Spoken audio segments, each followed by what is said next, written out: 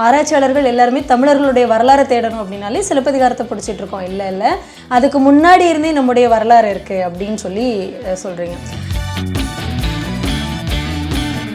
சங்க இலக்கியம் அது பேசக்கூடிய நகரங்களோ எந்த விஷயமும் கதையாக தான் இருக்குதே ஒழிய அந்த கதைக்கான கூறுகள் இல்லை. அதில் வட இந்திய ஆய்வாளர்களோட பார்வைக்குள் இருக்கிற அதாவது தென்னிந்தியாவோட வரலாறே நம்மளுக்கு தெரியல, அதனால் தென்னிந்தியாவை நம்ம விட்டுட்டே வரலாறை பேசலாம். இந்த பாகவத்தின் அடிப்படையில் தென்னிந்தியாவிலேருந்து தான் மனுவே முதல்ல வராரு. அந்த வைஷ்ணவ மனுன்னு சொல்கிற திராவிட மனு தென்னிந்தியாவில் மச்சவதாரத்தில் புத்தரோட புத்தஜாத கதையில் நலகிரின்னு ஒரு பட்டத்து யானை புத்தர் மேலே ஏவப்பட்டதை பற்றியான இடமும் அது எப்படி புத்தரை அடிபணிந்ததுன்றது தான் புத்தரோட சாகசத்தில் பெருசு.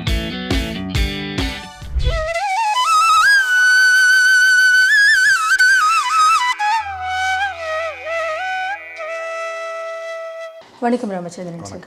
ஆக்சுவலி நம்ம தொடர்ந்து நிறைய விஷயங்களை பற்றி பேசிகிட்டு இருக்கோம். அதில் முக்கியமாக உங்ககிட்ட நான் பேசுகிறதும் என்னுடைய ஆய்வில் உங்ககிட்ட தொடர்ந்து நான் தெரிஞ்சுக்கிறதும் என்ன அப்படின்னு சொன்னால், நீங்கள் ஒவ்வொரு தடவையுமே என்கிட்ட பேசுகிறது நம்ம எல்லாருமே கிபி 1ஆம் நூற்றாண்டுக்கு அப்புறம் தான் தமிழர்களுடைய வரலாறை நம்ம பேசுகிறோம். அதுவும் சிலப்பதிகாரத்தை பிடிச்சி நம்ம தொங்கிக்கிட்டே இருக்கோம். முதல்ல சிலப்பதிகாரத்துக்குள்ளேருந்து வெளியே வாங்க. ஆராய்ச்சியாளர்கள் எல்லாருமே தமிழர்களுடைய வரலாறை தேடணும் அப்படின்னாலே சிலப்பதிகாரத்தை பிடிச்சிட்டு இருக்கோம். இல்லை அதுக்கு முன்னாடி இருந்தே நம்முடைய வரலாறு இருக்குது அப்படின்னு சொல்லி சொல்கிறீங்க. இப்போது பிற ஆராய்ச்சியாளர்கள்கிட்ட நான் கேள்வி கேட்கும்போது அவங்க என்ன சொல்கிறாங்க அப்படின்னா, நம்முடைய வரலாறு இதுக்கெல்லாம் முன்னாடி இந்த சைவத்துக்கு முன்னாடி சமணத்துக்கு முன்னாடி புத்தரே ஆரம்பித்து வச்சிட்டாரு. அந்த புத்தரை எதிர்க்கிறதுக்காகத்தான் அடுத்தடுத்து இந்த மனு அப்படிங்கிற விஷயங்கள்லாம் உருவாச்சு, வர்ணங்கள்லாம் உருவாச்சுது. அவர்கிட்ட தான் சண்டை போட்டாங்க. ஆனால் டோட்டலாக புத்தர் எல்லாத்தையும் எதிர்த்தாரு அப்படின்னு ஒரு வரலாறு அங்கே புத்தர்கிட்ட இருந்து ஆரம்பிக்கிறாங்க. எனக்கு இதில் குழப்பம் என்னென்னா, அதுக்கெல்லாம் முந்தைய குடிகள் அதனுடைய ஒரு தேடல் தான் உங்ககிட்ட எனக்கு இருந்துகிட்ருக்கு. அப்போ தான் நீங்கள் லாஸ்ட்டு நம்ம பேசும்போது கூட நமக்கு எப்படிப்பட்ட ஊர் சபைன்னு ஒன்று இருந்தது, ஊரை உருவாக்குனாங்க, அங்கேருந்து தான் குடிகள் உருவாக்குனாங்க, அந்த குடிகளுக்கு துரோகம் செய்தவர்களை ஒதுக்கி வச்சாங்க. இந்த மாதிரி பல பண்பாட்டு விஷயங்களை நீங்கள் பகிர்ந்துக்கிட்டீங்க. உண்மையிலேயே நம்முடைய வரலாறு அப்படிங்கிறது அதற்கு முற்பட்டது அப்படின்னா நீங்கள் எந்த விஷயத்தெல்லாம் என்கிட்ட சொல்லுவீங்க? இல்லை, நம்ம பல கோணங்களில் சொல்லலாம். ஆனால் அதுக்கு முன்னாடி அடிப்படையில் நம்மளுக்கு இருக்க ஒரு தடை இருக்குல்ல, பரவலான தடை, ஆய்வாளர்களுக்கே உள்ள தடை. எதை தமிழ் ஆய்வாளர்கள் அதிகப்படியாக தன்னோட அகசான்றுகள்னு சொல்லக்கூடிய வடிவங்கள்லேருந்து எதிர்கொண்டாங்க. அந்த அகசான்றுகளுக்கு புறக்கூறுகளோட சாட்சிகள் கிடைக்குதா அப்படின்ற இடத்துல தான் வட இந்தியர்களோ ஐரோப்பிய ஆய்வாளர்களோ இப்போ அகசான்றுகளை நீ எதை சொன்னாலும் அதுக்கு புறக்கூறுகள் வழியான ஒரு தொடர்பு கிடைச்சா மட்டும்தான் நாங்கள் அதை பார்க்க முடியும். அப்போ அந்த அகக்குறிப்புகளில் ஒரு காரணிகள் தேவை. ஆமாம், அதை எப்படி நீங்கள் சொல்கிறீங்க, அது எப்படி புறக்கூறுகளோடு வருதுன்ற எதனா ஒன்று பேசணும்ல. அப்படி இல்லாத போது சங்க இலக்கியம் அது பேசக்கூடிய நகரங்களோ எந்த விஷயமும் கதையாக தான் இருக்குதே ஒழிய அந்த கதைக்கான கூறுகள் இல்லை. அதில் அது வெறும் எழுத்துக்களாக தான். ஆமாம், அப்படி தான் வட இந்திய வெளிநாட்டு ஆய்வாளர்கள்லாம் பார்க்குறாங்க. இப்போ அதுக்கு உதாரணத்துக்கு சொல்லலாம். இப்போ கீழடி அகழ்வாய்ப்பு அமர்நாத் கூட கொச்சியில் ஒரு மீட்டிங்கில் ரோமிலா தாபர் மீட் பண்ணும்போது கீழடி அகழ்வாய்வை பற்றியான விஷயங்களை உரையாடும் போது அவங்க சொன்னாங்களாம், இல்லை இப்போ தான் முதல் முறையில் சங்க இலக்கியத்துக்கான ஒரு அகழ்வாய்வு சான்று கிடைக்குது, இனிமேல் நாங்கள் இதை ஒரு சான்றாக பார்க்குறோம் இனிமேல் அப்படின்ற இடம் இப்போ தான் சாத்தியமாகுது. இந்த ரோமிலா தாபர் தான் என்ன சொல்கிறாங்கன்னா, இந்திய வரலாற்று போக்கில் வட இந்திய ஆய்வாளர்களோட பார்வைக்குள் இருக்கிற அதாவது தென்னிந்தியாவோட வரலாறே நம்மளுக்கு தெரியல, அதனால் தென்னிந்தியாவை நம்ம விட்டுட்டே வரலாறை பேசலாம் அப்படின்றதுக்கான ஒரு விமர்சனத்தை முன் வச்சு அப்புறம் இவர் சென்குப்தா அப்புறம் தான் தென்னிந்திய வரலாறை பற்றியான இடங்களில் முதல் முறையில் தனித்த அந்த பின்னணிகளோட பதிவு பண்ணுறாரு. அப்போ இந்த விஷயத்துக்கான இந்திய வரலாற்று கட்டமைப்பில் ரோமிலா தாபர் ஒரு முக்கியமான இடங்களை முன் வச்ச ஆளாக இருக்கிறாங்க. அடிப்படையில் ரோமிலா தாபர் என்ன சொல்கிறாங்கன்னா, தென்னிந்தியாவிலேருந்து தான் நம்மளோட இந்திய வரலாற்றை பேச முடியும்னு ஒரு இடத்துக்கு வராங்க. அந்த அளவில் அவங்க நம்மளோட மூல ஆவணன்றது அது தானே. நீ எங்கேயோ கொண்டு வடக்குலேருந்து வந்ததாக ஒரு கற்பனை பண்ணிக்கிட்டு அதுக்கு ஈட நீ இதை காமிச்சிக்கிட்டே இருக்க முடியாது. இன்றைக்கி வட இந்தியாவில் தொல்லியல் நகரமாக இருக்கக்கூடிய அந்த ராஜகிரதம் தான் கிமு 6ஆம் நூற்றாண்டில் இருக்க தொல்லியல் தடம். இப்போ கீழடி 6ஆம் நூற்றாண்டுக்கு வரும்போது வட இந்திய ஆய்வாளர்கள் அதுக்கு சமகாலத்திலேயே மதுரை இருக்குதுன்றதுக்கான தொல்லியல் தடம் இது வந்துருச்சு. அதனால தான் அவங்க உடனே அதை அக்செப்ட் பண்ணுறாங்க. ஏன்னா ஒரு ரெக்கார்டு கிடச்சதுக்கப்புறம் அவங்களுக்கு புனைவுகள்லாம் போக அவசியம் இல்லை. அப்போ என்னென்னா கீழடி இந்த இடத்துல தொல்லியலாக முக்கியத்துவம் பெற்றுது. அப்போ இந்த புத்தர் ஜாத கதைக்குள்ளேயும் புத்தர் வரலாற்றை நீங்கள் தேடினீங்கன்னா கிடைக்கிற ஒன்றில் ஒரு தொல்லியல் சான்று வந்து ராஜகிரதம் கிடைக்குது. அப்போ இது தொன்மத்தோட எல்லாத்தையும் கனெக்டாக இருக்குது. இந்த கதைகளில் ஒரு குளங்களும் அரசும் எப்போ உருவானதாக வரும்போது வட இந்திய அரசு உருவாகிறது புத்தர் காலத்தில் உருவாகுது. குளங்கள் அப்போ இருந்தது. அப்போ இங்கே நீங்கள் தென்னிந்தியாவில் அரசுன்னு உருவாக்கணும்னா அப்படியான ஒரு இடத்த சொல்லணும். இப்போ மௌரியர்கள் வந்து தென்னிந்தியாவோட பொருதும் போது தான் ஒரு பேறு பண்பாட்டு தாக்கத்தினால வந்து இவங்க என்ன செய்கிறாங்க, வெறும் பழங்குடிகளாக இருந்தவங்க அரசு தலைமை எழுதுனாங்க அப்படின்றத கற்பனை பண்ணிக்கிறாங்க. அப்போ என்னென்னா 3ஆம் நூற்றாண்டில் வர வரைக்கும் இவங்ககிட்ட எதுவும் இல்லை அப்படின்ற முடிவை ஏற்றுக்கிறாங்க. தென்னிந்தியாவில் வையாறு பிள்ளை அப்பாதுரையாரோ இதெல்லாம் ஏற்றுக்கிறாங்க. அப்படி தானப்பா இருக்க முடியும். அதனால் வந்து தமிழ் நாகரிகன்றதே மொழி அவங்க கொடுத்தது எல்லாமே வட இந்தியாவில் நடந்தது, மகதத்தில் நடந்தது. அங்கேருந்து வந்து சமணனோ பௌத்தனோ தான் என்ன செஞ்சாங்க, இந்த இடத்த கொடுக்குறாங்க. அப்படின்றதா வட இந்தியாவுக்கு குளங்கள் இருக்குது. அந்த குளங்கள்லாம் ஆரிய குளங்கள். அந்த 15-16 ஜனபதமும் ஆரியன் இது சொல்லுது. இப்போ கீழடி சான்று மாதிரி அங்கே சிந்துவெளியோ உங்களுக்கு ஜனபத ஆத்தர் தாண்டி இந்த பக்கம் வந்துட்டதுக்கப்புறம் கிடைக்கிற செட்டில்மெண்ட் எல்லாமே உங்களுக்கு அதை சொல்லலைன்னு சொல்லும்போது இந்த கற்பனை இந்த இடங்கள் எப்படி தேக்கம் வருதோ என்ன சிக்கலை வருதோ அப்படி இருக்குது. எனக்கு இப்போ அதே மாதிரி இங்கே இருக்கிற இடத்துல இந்த இடைவெளி இருக்குது. இப்போ நம்மக்கிட்ட அதுக்கு நிகரான ஒரு தொல்லியல் குறிப்பு வந்துட்டதுக்கு அப்புறமும் உங்கள் கோட்பாடுகளுக்கான மதிப்பீட்டில் ஒத்துக்கிட்டு அதையே சமூக விழுமியமாக முன்னெடுக்கிற சமூக குடிமைகள் பிரச்சனைகள் அதனோட ஏற்றத்தாழ்வு காரணி வந்து பிராமண மேலாண்மை இல்லை வடவர் மேலாண்மை. புத்தரும் வடவர் தான், அவர் ஆரியர் தான், மகாவீரும் ஆரியர் தான். அப்போ வந்து எந்த இடத்துல நாங்கள் சொல்கிறோன்னா இவர் வர்ணத்துக்குள்ளே வந்தாருன்னா வர்ணத்துக்கு உட்பட்டவங்க தான் சமணர்களும் பௌத்தர்களும். புத்தரும் வர்ணம் தான், மகாவீரும் வர்ணம் தான். அப்போ 3 பேருமே வர்ணத்தோட தான் வந்திருக்காங்க. அப்போ தொடக்கத்தில் பின்னாடி ஆரியர்கள் பிராமண பூசாரியமாக வந்தாங்கன்னா அதுக்கு முன்னாடி தமிழ் சமூகத்தில் அதை நிறுவனவங்க வந்து வர்ணத்தை நிறுவனவங்க வந்து சமண பௌத்தராக மாறிடுறாங்க. இது என்னென்னா இந்த இடத்துல மௌரிய படையெடுப்புனால தான் இதெல்லாம் நடக்கின்றதுன்னு புரிஞ்சுக்கிற இடத்துலையும் இதுதான் அர்த்தம். ஆனால் இது எதுவுமே நடக்கலைன்றது தான் இப்போ கீழடி முன் வைக்கிற இடம். மொழி பண்பாடு எந்த குரலுக்குமான முன்னணிப்புக்கான எந்த சான்றுகளும் அங்கே கிடைக்கல. ராஜகிரகத்தை தவிர்த்து வேறு ரெஃபரன்ஸ் கிடைக்கல. கிடைச்ச சிந்துவெளியோட அகழ்வாயுவில் அவங்களால வேறு மூலங்களை சொல்ல முடியல. ஏன்னா அது ஆப்கான் பலூஸ்லேருந்து முழுசாக இருக்குது. அந்த பெரும் பரப்புக்குள்ளே போய் நீங்கள் விளக்குறதுக்கான இடத்துக்கு முடியல. அதனால் பலூஸோட பேசிக் செட்டில்மெண்ட்டிலே தமிழ் பேசுகிற வட திராவிட பிரிவுகள் தான் இன்றைக்கி வரைக்கும் இருக்கிறாங்கன்றது வந்து மொழியியல் அட்டவணைகளில் இப்போ திராவிட மொழி குடும்ப அட்டவணையில் வட இந்திய திராவிட மொழி குடும்ப பட்டியலில் பலுசலோட ஆட்கள் ஒன்றும் தொழில் மரபாக இருக்கிறாங்க. இங்கேருந்து புதுசாக போலன்னு ஆகிடுது.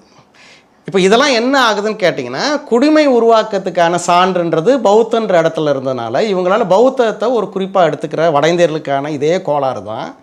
தொல்லியலான்னு இன்னொரு இடம் வந்திருந்தாலும் பிற சான்றுகள் இருந்தாலும் இங்கே வந்து தொல்லியல் சான்று கிடைக்காதனால இந்த மாதிரியான ஒரு கதையை சேர சோழ பாண்டிய மரபு கதையை இணைக்கிற இடத்துல சிலம்பு தான் ஒரு முழு நாடக இலக்கியமாக இருக்குது. அது வந்து என்னென்னா இந்த சங்க இலக்கியங்கள் சொல்லக்கூடிய எல்லாரையும் சொல்லுது. அப்புறம் அதே டைமில் அவங்களுக்கான இந்த நகர வாழ்க்கை அப்படின்ற 3 பெருநகரங்களுக்குள்ளே 3 பெருவேந்தர் நிலப்பகுதிக்குள்ளே ஊடுபாவாக அது போகுது. அதே டைமில் அது வஞ்சிக்கு போனதுக்கப்புறம் அந்த கதை மாந்தன் வந்து மகதத்திலேயே போயிட்டு சண்டை போட்டுறாரு. அப்படின்னும் போது இப்படி தென்னிந்தியாவிலேருந்து அவ்வளோ தூரமான நீண்ட கதையை முன் வச்சுக்கிற இந்தியாவோட ஒரே இப்போ அன்றைய புதினமாக இருக்கிற இடத்துல வந்து இளங்கோவோட சிலம்பு தான் முக்கியத்துவம் பெறுது. அந்த முக்கியத்துவத்தை இந்திய அளவில் விளக்குறதுக்கு யாரும் தயாராகல, அதுக்கு போகல. அவங்கக்கிட்ட அப்படி ஒரு புதினமே வரல, ஒரு புனைவே இல்லை. பௌத்த மரபோட கதைகள் என்ன செய்யுதுன்னா வரலாற்றோட தொடர்புடைய இடமாகவும் வரலாற்றோட இருந்து வளர்ந்த விதமாக புரிஞ்சுக்கிட்டு அதன் வழியாக வரலாற்றை தேடுறாங்க. அப்படி தேட வரும்போது என்ன செய்கிறாங்கன்னா புராண கதைகள் இல்லாமல் பௌத்த கதைகள் வழியான ஒரு சான்று முதல்ல கிடைக்குது. எங்கே அப்படின்னா காலத்தை புத்தர் கதைகளையும் இல்லை, இந்த நபர்களாக இருக்கிறாங்க.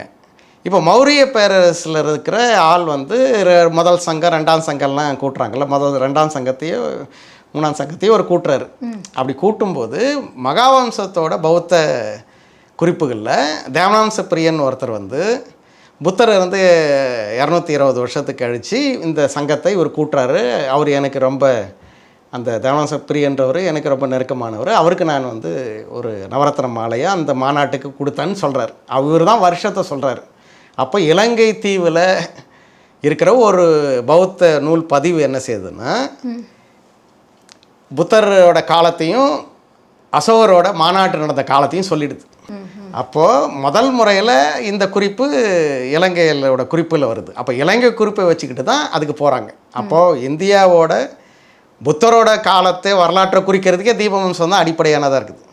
அப்போ தமிழ் வரலாற்றில் சிலம்பில் கடல் சூழ் இலங்கை வேந்தன் கயவாக வந்தாருன்னும் போது இந்த இந்திய வரலாற்றை மகாவம்சம் மொழியாக நீங்கள் முடிவு பண்ணிட்டீங்களா, அப்போ கயவாக எப்போ வந்தார் அப்படின்னு மைனஸ் பண்ணிட்டு வந்தால் கிமு 1ஆம் நூற்றாண்டில் கயவாக வந்துடுறாரு.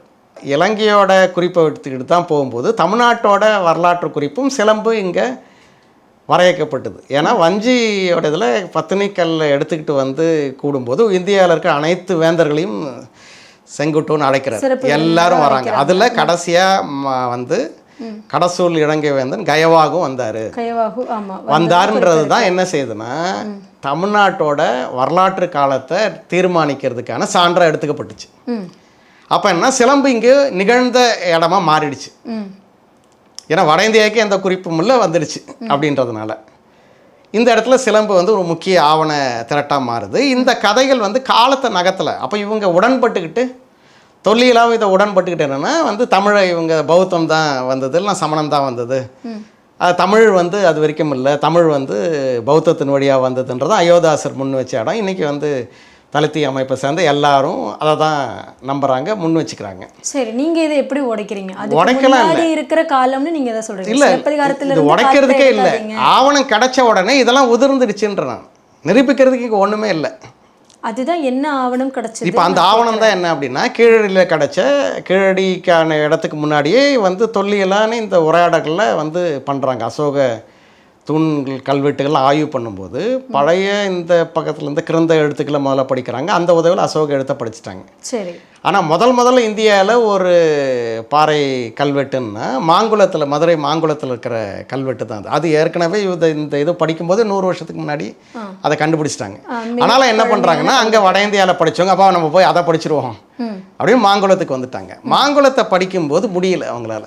அப்போ மாங்குளத்தை கூட கூட்டு போன அந்த தமிழ் வாதியார், அவர் ஒரு பிராமண வாதியார் தான், அவர் தான் சொல்கிறார், எப்போ என்ன நீங்கள் அதில் படிச்சுக்கிட்டீங்க, தமிழாக படிங்க பண்ணுறாரு. தமிழ் நடுங்கிற படிக்கப்பட்டாச்சு. இப்போ படித்த உடனே உங்களுக்கு என்ன பிரச்சனை வந்துடுச்சுன்னா அப்போ சமகாலத்திலே இருக்குது. ஏன்னா அதை வந்து அது கீழே இறக்க முடியல அவங்களால.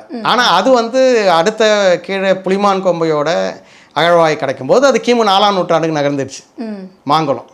அப்போ 3ஆம் நூற்றாண்டுன்னு சொல்கிறதுக்கு முன்னாடி இருக்குது. அப்போ இந்த முதல்ல இந்த இது படிக்கும்போது என்ன பண்ணிட்டாங்கன்னா அங்கேருந்து வந்தாங்க, தமிழ் சொல்லி கொடுத்தாங்கன்ற தேற்றமே மாங்குளத்தை வந்து படிக்க முடியல, தமிழில் தான் படிக்கணும் போது ஒரே எழுத்துரு. ஆனால் இந்த தமிழில் படிக்க முடியுது, கிரந்தத்தின் வழியாக அசோக லிபி வழியாக படிக்க முடியல. அப்போ என்னென்னா அவங்க லிபியில் அங்கே எழுதுனாங்க, இங்கே வந்து தமிழில் இவங்க வரி வடிவத்தை அவங்க வரி வடிவத்தை வச்சு சொல்லி கொடுத்துட்டாங்கன்றதா அது மாறுது. அது வந்து 3ஆம் நூற்றாண்டுனா அது வந்து புலிமான் கொம்பை கிடச்ச உடனே 4ஆம் நூற்றாண்டுக்கு போயிடுச்சு. அப்போ புலிமான் கொம்பை கண்டுபிடிச்ச உடனே இங்கே அங்கேருந்து ஒருத்தர் வந்தார், தமிழ் சொல்லி கொடுத்தாருன்ற எல்லா எச்சங்களும் முடிஞ்சிடுச்சு. அப்படியே அந்த கற்பனை புலிமான் கொம்பையோட முடிஞ்சிடுச்சு. அப்போ புலிமான் கொம்பையே சான்று தான் அது. ஓகே. இப்போ அதுக்கு வந்து வேறு சான்றுகள் என்ன, வெறும் சமண சான்றுகளாக இருக்குது. அப்போ வந்து என்னென்னா இவங்க ஐராவதம் மாதிரியான ஆட்கள் வந்து இதுக்கான விளக்கத்தை அவங்க சொல்ல வரும்போது அவங்க என்ன பண்ணுறாங்கன்னா தாதுவர பஞ்சத்தில் வந்து பத்திரப்பாக்கு முனிவர் வந்து சமணத்தோட ஆள் வந்து தாதுவர் பஞ்சத்தை கணித்து வட இந்தியாவில் இந்த 10 வருடம் வரும், நாங்கள்லாம் துறவிகள்லாம் போகிறோம் தென்னிந்தியாவுக்கு அப்படின்னும்போது அரசனும் சமணத்துக்கு மாறி அவர் இவங்களோட வந்துட்டார். அதுதான் சரவண பலகுலா அங்கே வந்து இருந்துட்டார். அவங்களோட வந்தவங்க தான் இந்த இதுவை சொல்லி கொடுத்தாங்கன்றதுக்கு வந்து சித்தன்னவாசலோட அந்த படுக்கையில் இருக்கிறது வந்து எரிமி நாட்டை சேர்ந்த கடவுள் நீலனுக்கு படைக்கப்பட்டதுன்னு அந்த ஒரு கல்வெட்டை வச்சுக்கிட்டு இன்றைக்கி எரிமிநாடுன்றது மைசூரில் சரவண பலகுலா வந்துட்டாங்க. அப்போ அங்கேருந்து தான் சமணத்துறவர்கள் வந்து சோழ பாண்டிய எல்லைக்குள்ளே இருக்கிற சித்தன்னவாசலில் வந்துட்டாங்க. சமணர்கள் அந்த 3ஆம் நூற்றாண்டோட இடத்துல வந்துட்டாங்கன்றதுக்கு சான்றை வந்து சித்தன்னவாசலில் காமிக்கிறாங்க. சரி, இதுதான் அவங்க உறுதிப்படுத்தினது. வெறும் இந்த இடத்த வச்சு இல்லை, இதுதான் இந்த இடம். அதை படித்தது தான் இவர் ஐராவதெல்லாம் என்ன செஞ்சிட்டாருன்னா இது வழியாக வந்து தமிழ் வந்து சமணத்தின் வழியாக வந்தது அப்படின்றத நிறுவிட்டார். இப்போ அதனால தான் கர்நாடகர்கள் கேட்குறாங்க, அப்போ நாங்கள் தான் நாங்கள் கன்னடம் தான் பழசு, தமிழ் அதுக்கு பின்னாடி வந்ததுன்றது உன் ஆலையை சொல்கிறாருன்றாங்க. இப்போ செம்மொழி ஆய்வு செம்மொழி கேட்டதில் கலைஞர் பீரியடில் 1500 வருஷமாக ஏன் செம்மொழி சுருங்குச்சு? உலகத்தில் செம்மொழிக்கு இந்த கால வரையெல்லாம் இல்லை. அப்படி சொன்ன உடனே எதெல்லாம் செம்மொழி ஆச்சுன்னா வந்து தமிழ், கன்னடம், தெலுங்கு, ஒரிசா வரைக்கும் செம்மொழி ஆயிடுச்சு. வட இந்தியாவில் ஒரு மொழியும் செம்மொழி இல்லை. அப்போ அங்கே இருக்க மகதாங்க இவங்க சொன்னதெல்லாம் நீண்ட காலமாக இருக்கலையா? எதுவுமே செம்மொழி இல்லை இல்லை, நடைமுறையில் இருக்கிற இடத்துல இந்த கூத்து தான் நடந்தது. அப்போ இதெல்லாம் என்னென்னா அரசியல் மயமாகிறதோட இடங்களில் வரலாற்று குறித்த தேடல் இல்லாமல் ஒரு வகையில் ஓட்டு அரசியலாவோ இல்லை இந்த பகுதியோட ஆட்கள் அவங்களுக்கான மூலங்களை இப்போ திராவிட மொழி குடும்பம்னு புரிஞ்சுக்கிற இடத்துல இவர் காட்வெல் முன்னெடுத்த கூறுகள் வழியாக மொழி ஆய்வுகள் பண்ணி இன்றைக்கி வந்து அந்த ஐரோப்பிய மொழி குடும்பத்தோட மூல சொல்களை தமிழ் வழியாக விளக்கமிட்டிருக்காங்க. இப்போ 250 சொல்ல இவங்க வந்து பதிப்பிச்சிட்டாங்க. அங்கே ஆங்கிலேய டிக்ஷனரி மரபுலையும் இதை கொடுத்துட்டாங்க. எப்படி வந்து அந்த இந்தோ ஐரோப்பிய மொழி கொடுத்து சமஸ்கிருதம் மட்டும் இல்லை திராவிட மொழியான தமிழ்லேருந்து அந்த சொல்லுக்கான வேறு விளக்கத்தை வந்து பண்ணியிருக்கிறாங்க. அது மீதி 400 சொல்ல அவங்க முடிச்சிட போகிறாங்க. அந்த இடத்துக்கு நம்ம வந்துட்டோம். இது வந்து ஒரு பக்கம் ஆய்வோ மொழியோ இந்த தொல்லியல் தடங்கள் வழியோ எப்படி வரலாற்றை புரிஞ்சுக்கின்ற பாங்குகளோட வரலாறு இப்போ நான் சொல்கிறது. ஆனால் வெகுஜனத்துக்குள்ளே இந்த மாதிரியான கூறுகள் போய் சேரவே இல்லை, வெறும் அரசியலாக போய் சேர்ந்துருக்குது. அப்படி வரும்போது ஒன்றுமும் தழுத்திய அமைப்புகள், ஒன்றுமும் இந்த மாதிரியான திராவிட சிந்தனைவாதிகள் சமணத்தின் வழியாக தான் எல்லாம் வந்தது, பௌத்தத்தின் வழியாக தான் எல்லாம் வந்ததுன்னா பௌத்த சமண வரலாற்றை வீழ்த்தி தான் வந்து இங்கே வட இந்திய வேதிய மரபுகளோ வைணவ சைவ மரபுகளோ இங்கே மேலே வந்தாங்க. அப்படி மேலே வரும்போது நாங்கள் இங்கே பஞ்சமரம் இருக்கிறதோ வந்து தீண்டாமன்றதோ இதன் அடிப்படையில் ஏற்பட்டது அப்படின்ற ஒரு விளக்கத்துக்கு வந்து சேர்ந்துருக்குறாங்க. இதுக்கு எதனா சான்றுகள் ஏதோ இருக்குதான்னா அப்படிலாம் எதுவுமே இல்லை. அதை தான் வந்து கீழடி அகழ்வாயிலிருந்து தமிழ் அகழ்வாய்கள் என்ன செய்யுதுன்னா, கீழடி ஒன்றும் 6ஆம் நூற்றாண்டுக்கு போயிடுச்சு. இப்போ ராஜகிரகத்துக்கு நிகரான ஒரு சமதளம் இருக்குது.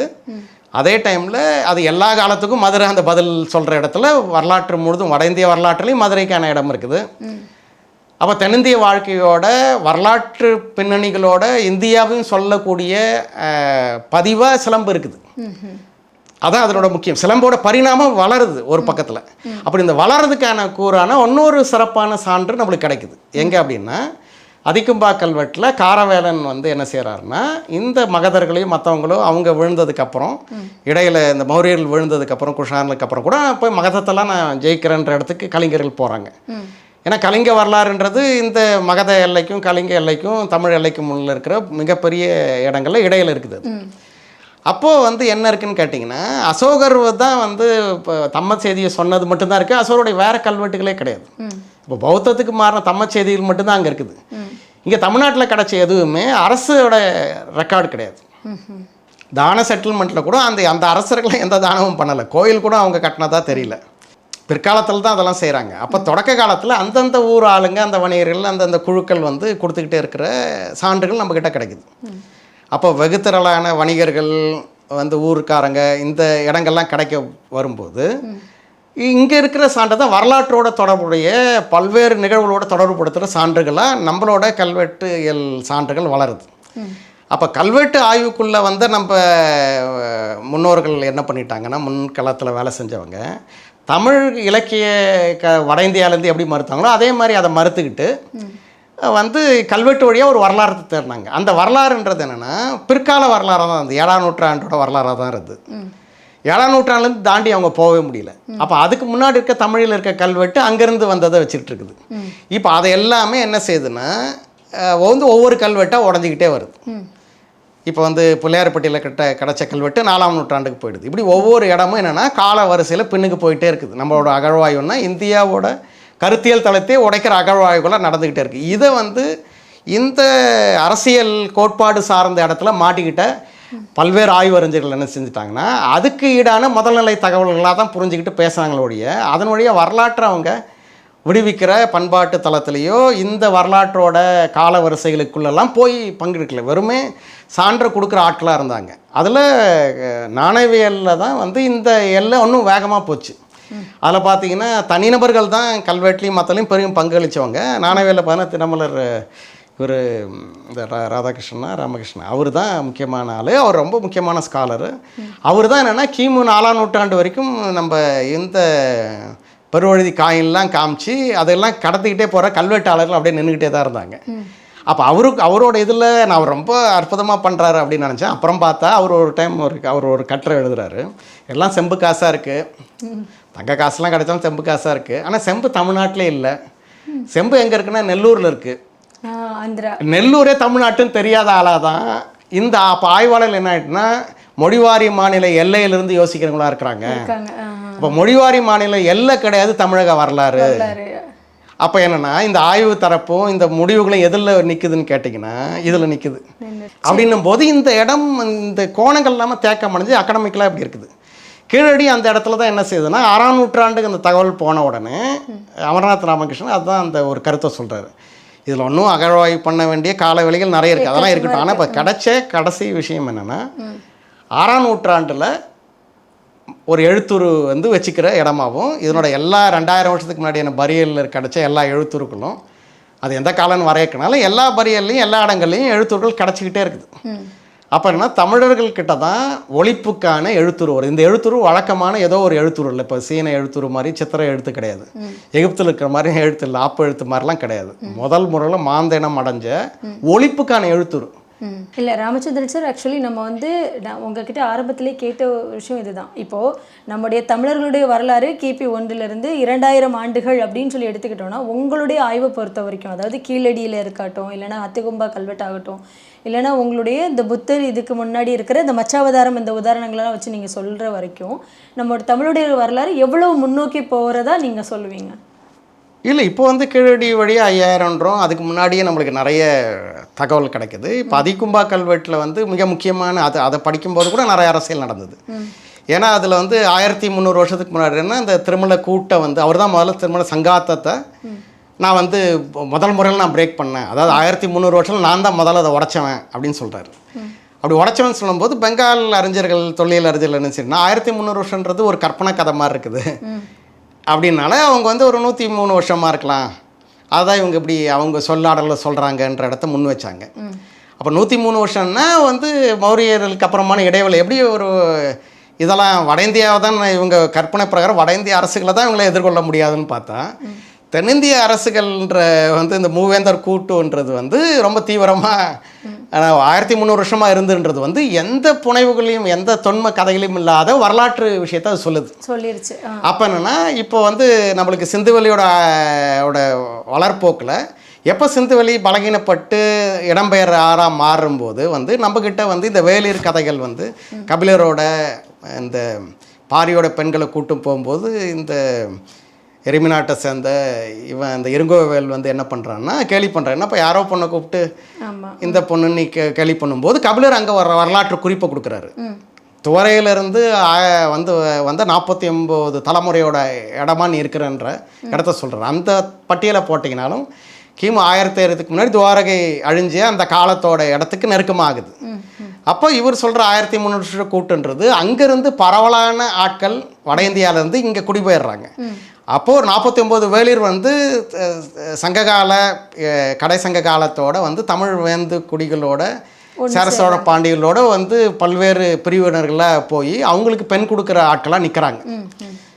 அப்படி தான் அழுந்தூர் வேல்மால்லாம் அந்த வேளிர் மரபில் வந்த இந்த இடத்துக்கு பெண் கொடுக்குற ஆட்களாக மாறுறாங்கன்ற பல கன்னிகளை இணைக்கிற இடத்துல இருக்குது. பாண்டிய மண்டலத்தில் ஒரு 10 வேளிர் இருக்கான்.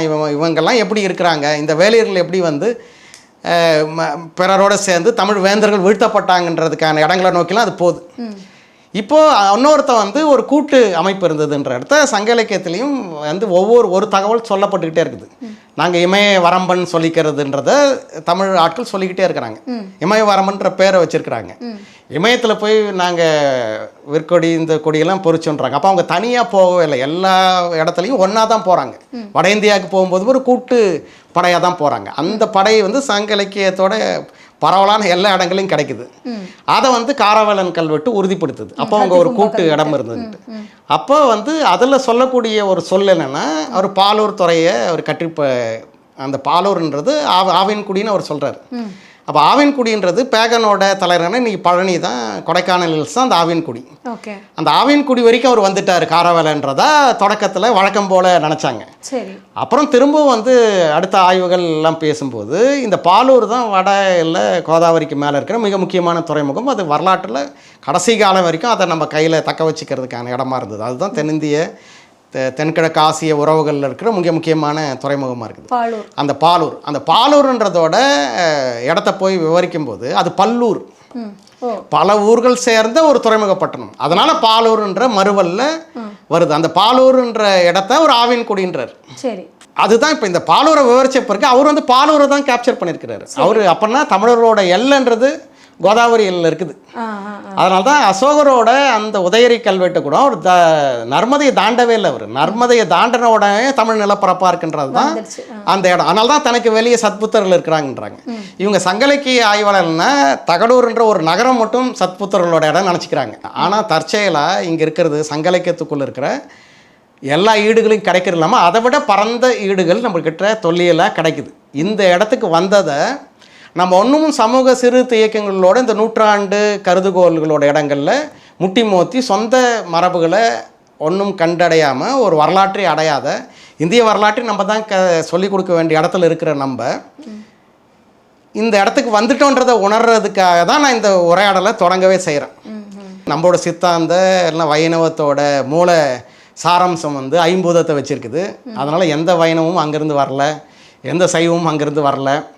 எப்படி இங்கே இருக்கிற இந்த ஐம்பூத கூழை வந்து சித்தாந்தம் அடைஞ்சது, எப்படி இங்கே இருக்கிற கூறுகளை ஒன்றும் பெருமாள் மரபு வச்சுருக்குதுன்ற இடத்துக்குள்ளே நம்ம போக வேண்டியிருக்க ஒழிய இது வட இந்திய வழக்கின் வழியாக நேரிட்டதாக நினச்சிக்கிட்டு நம்மளோட மூல மெய்யியல் கட்டுமானங்களுக்குள்ளே இருக்கிற நிறைய சான்றுகளை இழக்கிறோம். நம்ம ஆழ்வார்களோ நாயன்மார்களோட உரையாடலுக்குள்ளே கூட வந்து மிகப்பெரும் அறிவியலும் வரலாற்றுக்கான கண்ணிகள் இருக்குது. அப்படின்ட்டுலாம் நம்ம மறுவாசிப்புக்கு போக வேண்டிய இடத்துல இருக்கிறோம். அதெல்லாம் விளக்கப்பட்டதுக்கப்புறம் இன்றைக்கி நீங்கள் சிலம்ப ஆசிவகம் உரையாடல் வந்ததுக்கப்புறம் இந்த சமணம்ன்றதே கிடையாதுன்னு நம்ம நெடுஞ்செழியனை நிறுவிட்டார்.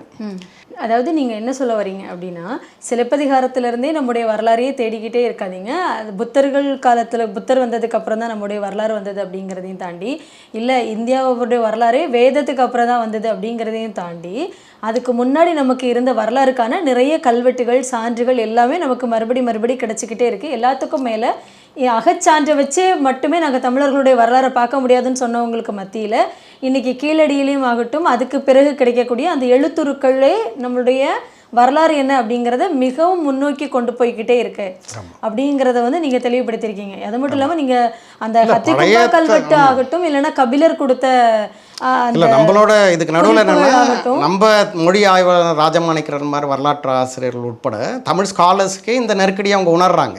அப்போ அவங்க என்ன செய்யணும், வஞ்சிகாண்டத்தை எடுத்துருவோன்றாங்க. இல்லை வஞ்சிகாண்டத்தோட கடைசி எல்லாரும் வந்ததாக இருக்கக்கூடிய அந்த 40 அடி 25 அடி எடுத்துருவோம் அப்படின்லாம் திட்டமிட்டாங்க.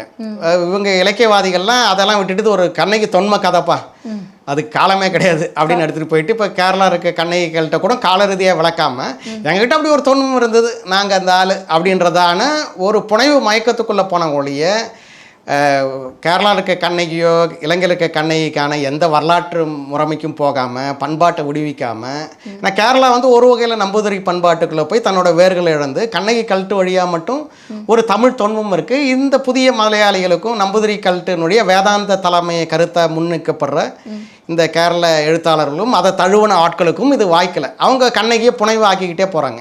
அதுக்கு ஒன்று 1 லட்சம்னுவாங்க, 10 லட்சம்னுவாங்க, இல்லைன்னா நேற்று கூட வந்தாருன்ற இடத்துக்குள்ளே தான் அதை எடுத்துக்கிறாங்க ஒழிய அவங்க வரலாற்றை எதிர்கொள்ளலை, பண்பாட்டு தளத்தை எதிர்கொள்றல.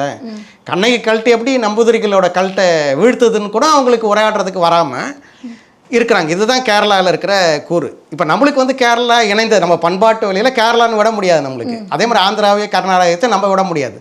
நம்ம காலம் பின்னோக்கி போக போக இந்தியாவே நம்மளோடதுன்ற எல்லைக்குள்ளே இருக்க தடங்கள் நம்மளுக்கு கிடச்சிக்கிட்டே இருக்குது.